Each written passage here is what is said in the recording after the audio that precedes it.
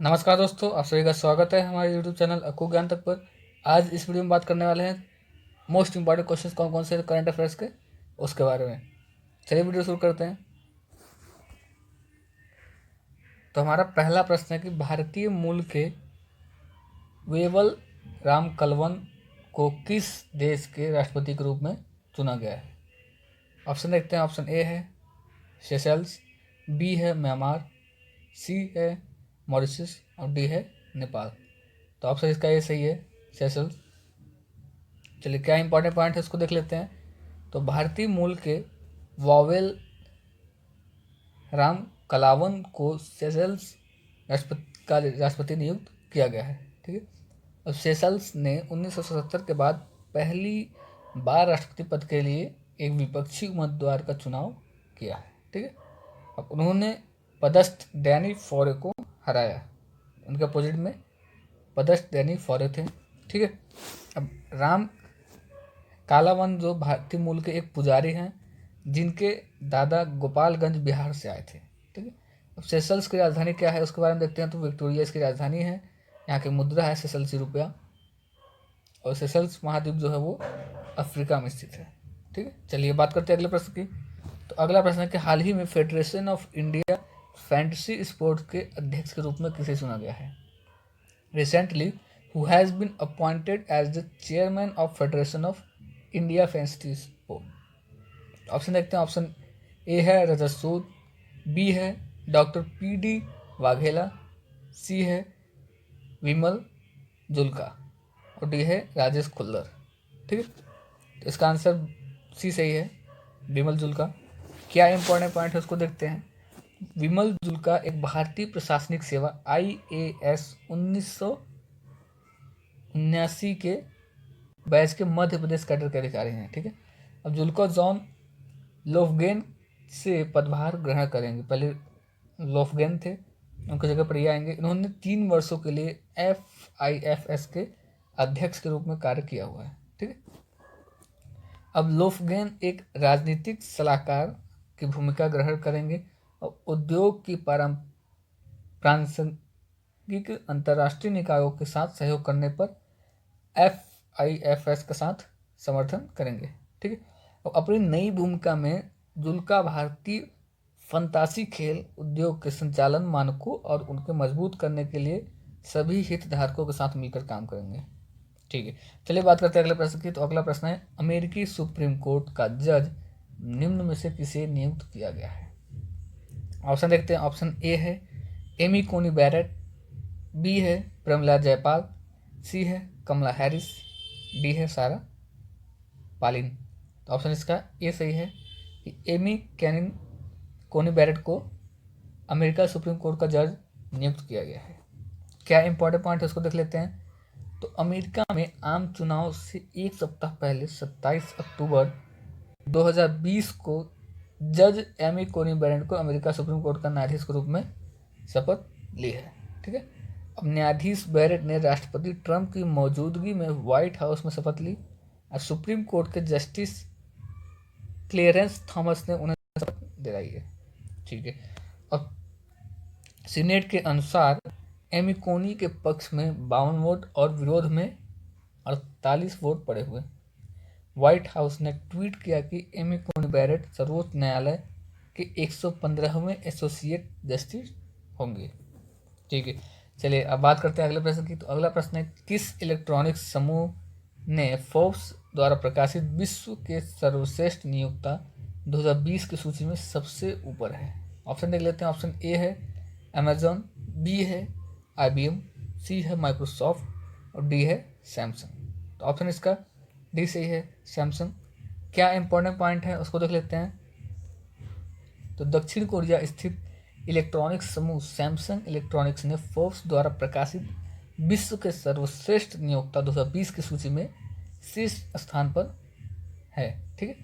अब Amazon, IBM, Microsoft और LG क्रमशः सूची में टॉप 5 में शामिल हुए हैं। वैश्विक सूची में 45वें देश में मुख्यालय जो 750 बहुराष्ट्रीय और बड़े निगम हैं इसमें। ठीक है। अब भारत से भारत से HCL टेक्नोलॉजीज सूची में शीर्ष उद्योग पर है। भारत पे सबसे नंबर 1 पे HCL था इसमें, और इसे वैश्विक स्तर पर 30वें स्थान पर रखा गया है। बैंकिंग क्षेत्र में भारत से HDFC बैंक शीर्ष पर है और यह 176वें स्थान पर है। तो भारत का HDFC बैंक जो है वो इसमें टॉप पर था। ठीक है, तो ये आपको याद रखना है।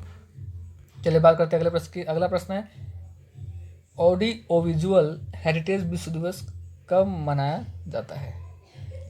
तो ऑप्शन देखते हैं। ऑप्शन ए है 26 अक्टूबर, बी है 27 अक्टूबर, डी है 28, सी है 28 और डी है 29 अक्टूबर। तो ऑप्शन इसका डी सही है, 27 अक्टूबर। तो हाल ही में 27 अक्टूबर को ऑडियो विजुअल हेरिटेज विश्व दिवस मनाया गया है। ठीक है, क्या इंपॉर्टेंट पॉइंट उसको देखते हैं। तो 2020 का विषय यह था कि और window to the world, your window to the world, इसका जो थीम था इस बार वो था। यूनेस्को के सामान्य सम्मेलन के 33वें सत्र ने 1980 में सामान्य सम्मेलन के 21वें सत्र में चलचित्र की सुविधा का संरक्षण की संस्कृति को सुचारू करने के लिए स्मृति में 27 अक्टूबर को विश्व दिवस के रूप में घोषित करने के लिए 33C संकल्प 53 को अपनाया था। ठीक है, अब यूनेस्को का मुख्यालय जो है वो पेरिस में है, जो कि फ्रांस में है। अध्यक्ष कौन है? Andre Azoulay. और इसकी स्थापना कब हुई थी? तो 16 नवंबर 1945 को यूनेस्को की स्थापना हुई थी। ये आपको याद रखना है। और चलिए वीडियो शुरू करते हैं। अगला क्वेश्चन देखते हैं इसमें। तो अगला प्रश्न हमारा कि हाल ही में सतर्कता जागरूक सप्ताह 2020 कब मनाया गया है? ऑप्शन देखते हैं। ऑप्शन ए है 1 अक्टूबर, बी है 20 अक्टूबर से 27 अक्टूबर, सी है 27 से 2 नवंबर, डी है 2 नवंबर से 9 नवंबर। तो ऑप्शन इसका सी सही है कि 27 अक्टूबर से 2 नवंबर तक विश्व सतर्कता जागरूक सप्ताह मनाया जा रहा है। क्या इंपॉर्टेंट पॉइंट है इसके, उसको देखते हैं। तो सतर्कता जागरूक सप्ताह 2020 27 अक्टूबर से 2 नवंबर 2020 तक मनाया जा रहा है। यह प्रतिवर्ष केंद्रीय सतर्कता आयोग द्वारा सरदार वल्लभ भाई पटेल के 31 अक्टूबर के जन्मदिन अवसर पर मनाया जाता है।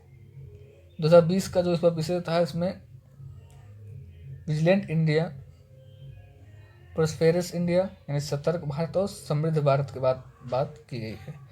अब 2020 में केंद्रीय जांच ब्यूरो यानी CBI central bureau of investigation, इसका फुल फॉर्म होता है, 27 से 29 अक्टूबर तक विश्व सतर्कता और भ्रष्टाचार निरोध पर एक राष्ट्रीय सम्मेलन की मेजबानी कर रहा है।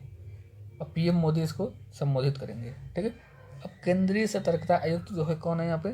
संजय कोठारी हैं, जिसकी स्थापना फरवरी 1964 में हुई थी। अब केंद्रीय सतर्कता आयुक्त मुख्यालय जो इसका कहाँ पर है? तो ये नई दिल्ली में स्थित है। चलिए बात करते हैं अगले प्रश्न की। अगला प्रश्न शुरू करें उससे पहले आपसे रिक्वेस्ट है, अगर आपने अभी तक चैनल को सब्सक्राइब नहीं किया है तो चैनल को सब्सक्राइब कर लें, जिससे आने वाली वीडियोस की नोटिफिकेशन आपको मिलती रहेंगी। तो उसके लिए आप बेल आइकन को दबाएं। ठीक है, और अगर आपको इसके PDF चाहिए तो हमारे आप टेलीग्राम पेज पे जाके ले सकते हैं। वहाँ पर और भी चीज़ों की जो वीडियोज़ हैं उनके PDF आपको वहाँ पर मिल जाएंगे। ठीक है, और अगर आप हमें डायरेक्ट मैसेज करना चाहते हैं तो आप इंस्टाग्राम पर जाके DM कर सकते हैं। चलिए बात करते हैं अगले प्रश्न की। तो अगला प्रश्न है कि हाल ही में ICICI बैंक ने किस देश में अपना परिचालन बंद कर दिया? ऑप्शन देखते हैं। ए है श्रीलंका, बी है नेपाल, सी है पाकिस्तान और डी है जापान। तो ऑप्शन इसका ए सही है कि श्रीलंका में हाल ही में ICICI बैंक ने अपने परिचालन को बंद कर दिया है। क्या इंपॉर्टेंट पॉइंट है उसको देखते हैं। तो श्रीलंकाई मौद्रिक प्राधिकरण से मंजूरी मिलने के बाद ICICI बैंक ने श्रीलंका में अपने परिचालन को बंद कर दिया है। श्रीलंका के केंद्रीय बैंक के मौद्रिक बोर्ड ने ICICI बैंक द्वारा किए गए अनुरोध पर विचार करते हुए श्रीलंका में बैंक के व्यवसाय संचालन को बंद करने और इसके लिए जारी लाइसेंस को रद्द करने की मंजूरी दे दी है। ICICI बैंक का मुख्यालय जो है मुंबई महाराष्ट्र में है और उसके जो MD और CEO हैं वो संदीप बख्शी हैं। ICICI बैंक का टैग लाइन है, क्योंकि टैग लाइन काफ़ी एग्जाम में पूछे गए हैं कि इस बैंक का क्या टैग लाइन है, इस कंपनी का क्या टैग लाइन है, तो ये आपको बताना है कि हम हैं न ख्याल आपका, ये ICICI बैंक का टैग लाइन है। ठीक, ये आपको याद रखना है। चलिए बात करते हैं अगले प्रश्न के। तो अगला प्रश्न है कि किस देश के राष्ट्रपति अल्फा कॉन्ड्रे ने तीसरा कार्यकाल जीता है? तो ऑप्शन देखते हैं। ऑप्शन ए है केन्या, बी है युगांडा, सी है गिनी, डी है श्रीलंका। तो ऑप्शन इसका सी सही है, गिनी ने। क्या इंपॉर्टेंट पॉइंट है उसको देखते हैं। तो अल्फा कॉन्ड्रे गिनी के पदस्थ राष्ट्रपति और rally of the Guinean people party के नेता ने 2020 के राष्ट्रपति चुनाव में जीत हासिल की है। उन्होंने सेलू डेली इंडियानो के खिलाफ लगभग 60% वोटों के साथ चुनाव जीता है। चुनाव में डायना को 33.5% वोट मिले और 2020 के चुनाव में जीतते हुए अल्फा कॉन्ड्रे अगले 6 वर्षों के लिए देश पर शासन करने के लिए तैयार है। ठीक है। अब गिनी के प्रधानमंत्री इब्राहिम कैसोरी फोफाना, गिनी की जो राजधानी है वो कॉनाक्री है, मुद्रा है गिनियन फ्रांक।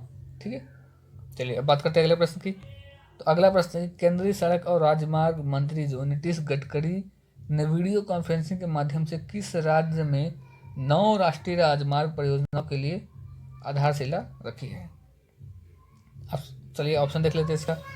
ऑप्शन ए है हमारा आसाम, बी है त्रिपुरा, सी है बिहार, डी है उड़ीसा। तो ऑप्शन इसका बी सही है, त्रिपुरा।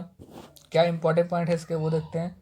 तो केंद्रीय सड़क परिवहन और राजमार्ग मंत्री जो नीतीश गडकरी ने आज त्रिपुरा में 9 राष्ट्रीय राजमार्ग परियोजनाओं की आधारशिला रखी है। ठीक, इन राजमार्गों की कुल लंबाई 262 किलोमीटर के आसपास होगी और इससे बांग्लादेश के लिए अंतर्राष्ट्रीय और अंतर्राज्यीय कनेक्टिविटी यातायात तेज और निर्बाध रूप से शुरू हो जाएगी। ठीक है।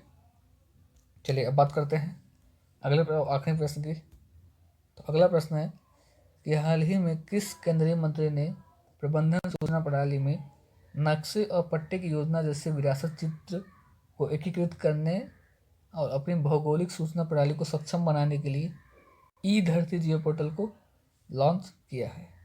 तो ऑप्शन देख लेते हैं। ए है प्रहलाद सिंह पटेल, बी है अमित शाह, सी है हरदीप सिंह पुरी और डी है पीयूष गोयल। चीज आंसर इसका सही है, हरदीप सिंह पुरी। क्या इंपॉर्टेंट पॉइंट है इसके वो देखते हैं।